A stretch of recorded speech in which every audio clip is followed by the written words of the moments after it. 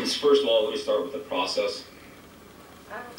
As Tom explained on Thursday, like the most important part of the football for the quarterback is the feel of the ball. I don't think there's any question about that. And the exterior feel of the ball is not only critical, but it's also very easily identifiable. When I feel a football, I can feel the difference between slippery and tacky. I can feel the difference between the texture of the ball, of to what degree it's broken in. If you put 5 balls out there, which ball's broken in the most, which ball's broken in the least, that's easy to identify, and that's the essence of the preparation. We prepare our balls over time, and we use them in practice. That preparation process continues right up until the balls are given to the officials prior to the game. That's when they are finalized, if I could use that word. Balls 80 times I would say that in that process, I've handled dozens of balls over the past week. The texture of the balls is very easy to identify. The pressure of the balls, footballs, is a whole different story. It's much more difficult to feel or identify. So the focus of our pregame preparation for the footballs is based on texture and feel. And I think Tom went into that extensively on Thursday, and he obviously could go through it a lot better than I can because he's the one that touched them. But that's the hardest. So we simulated a game day situation in terms of the preparation of the footballs and where the footballs were at various points in time during the day or night, as the case was Sunday. I would say that our preparation process for the footballs is what we do. All right, I can't speak for anybody else. It's what we do, and that process we have found raises the PSI approximately 1 pound. So that process of creating a tackiness, a texture, the right feel, whatever that feel is.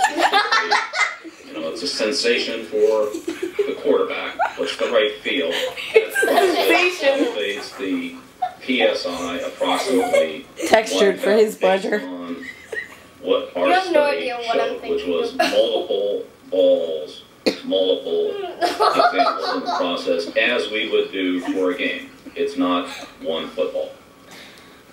When the balls are delivered to the officials were asked to inflate them to 12.5 PSI. What exactly they did, I don't know. But for the purposes of our study, that's what we did. We set them at 12.5. That's at the discretion of the official, though. Regardless of what we ask for, it's the official's discretion to put them where he wants. Again, that's done in a controlled climate. The footballs are prepared in our locker room. They're delivered to the official's locker room, which is a controlled environment. It's whatever we have here is what we have there. When the footballs go out onto the field into game conditions, whatever those conditions are, whether it's hot and humid, whether it's cold and damp, whether it's cold and dry, whether it's whatever it is, that's where moist footballs are played with. Where the measurements would be different than what they are, possibly different than what they are in a controlled environment. And that's what we found. We found that once the footballs were on the field over an extended period of time, in other words, they were adjusted to the climatic conditions, and also the fact that the balls reached an equilibrium without the rubbing process, that after that and the footballs reached an equilibrium, but they were down approximately 1.5 pounds per square inch. He does not know how he's talking. When we brought the footballs back in after that process and retested them in a Guy. environment as we have here, then those measurements rose approximately 1/2 pound per square inch. So the net of 1.5 back to a half is approximately 1 pound per square inch to 1.5. Now, we all know that air pressure is a function of the atmospheric conditions. It's a function of that. So if there's activity in the ball relative to the rubbing process, then that explains why when we gave them to the officials and the officials put it at, let's say, 12.5, if that's in fact what they did, once the ball reached its equilibrium state, it probably was closer to 11.5. That's just our measurements. We can't speak specifically to what happened because we have no way of touching the footballs other than once the officials have them, we don't touch them except for when we play with them in the game. The concept of when you get into your car and the light comes on and it says low tire pressure because the car's been sitting in the driveway outside overnight and you start it up and you start driving it and the light goes off, it's a similar concept to that. So the atmospheric conditions as well as the true equilibrium of the ball is critical to the measurement. And at no time were any of our footballs prepared anywhere other than in the locker room or in an area very close to that. Never in a heated room or heated condition. That has absolutely never taken place to anyone's knowledge or anyone's recollection, and that's just didn't happen. When you measure a football, there are a number of different issues that come up. Number one, gauges. There are multiple types of gauges, and the accuracy of one gauge relative to another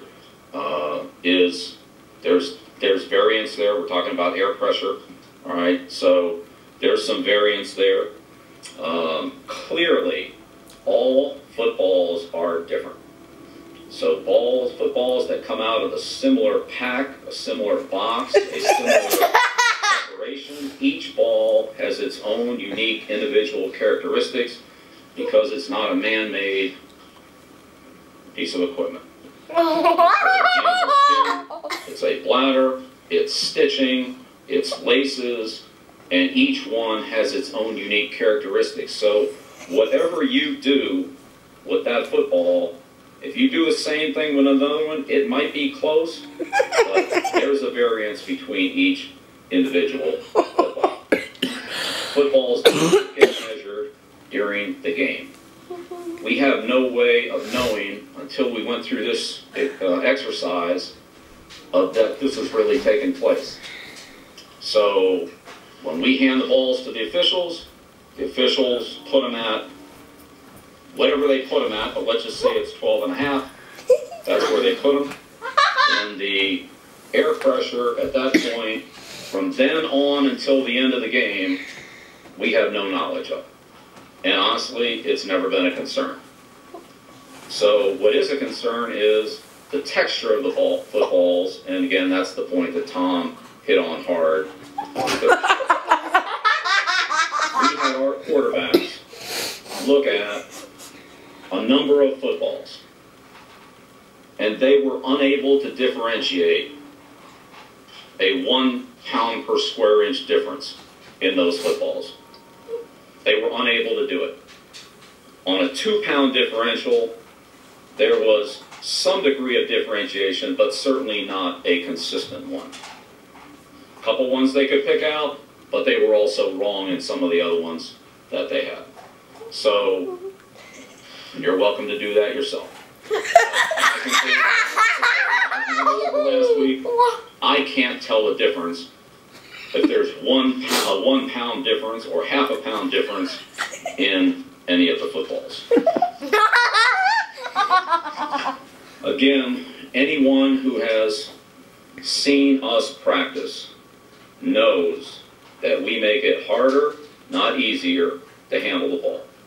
And our players train in conditions that a lot of people would recommend that we not drive in.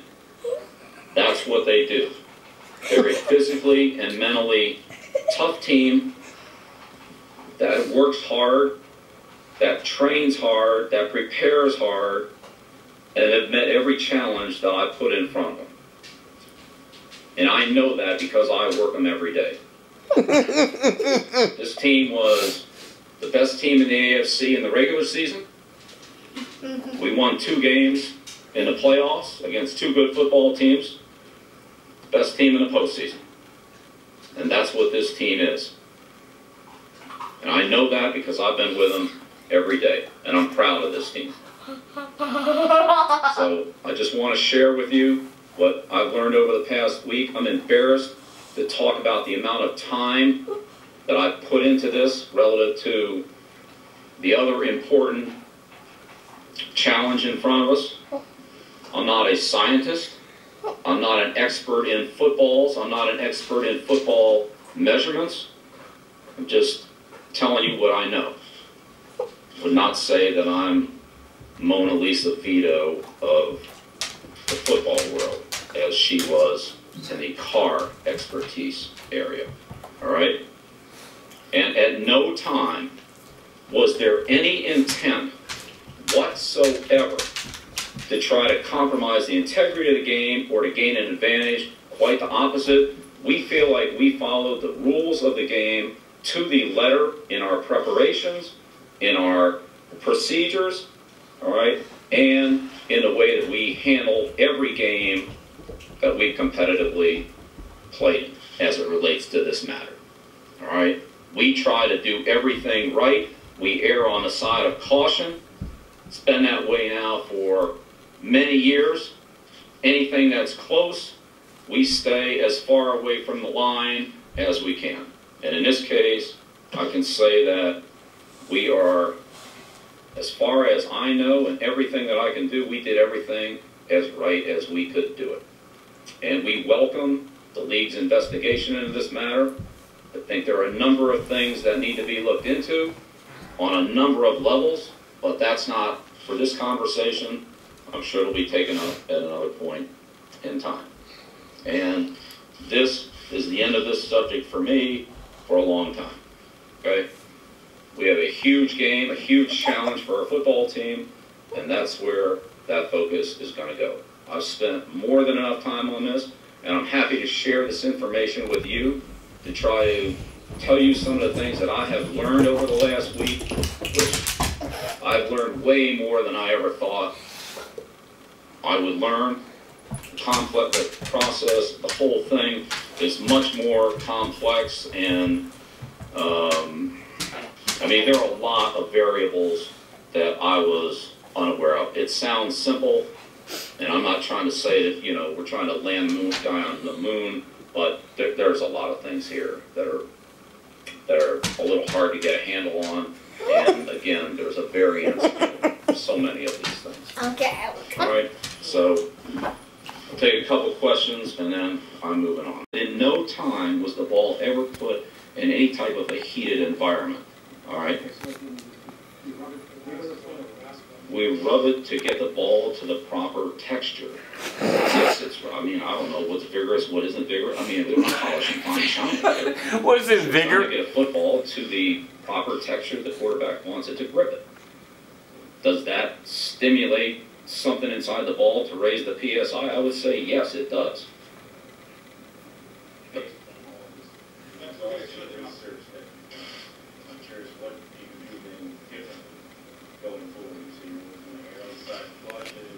But that's another. You're getting into another whole area here. You're getting into another whole area as it relates to the next game.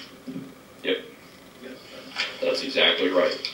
I couldn't, and that's exactly why this whole process was done, for that very reason. And I don't know the answer to that question, but that's a very important question. Yes. Okay. All right. Thank you.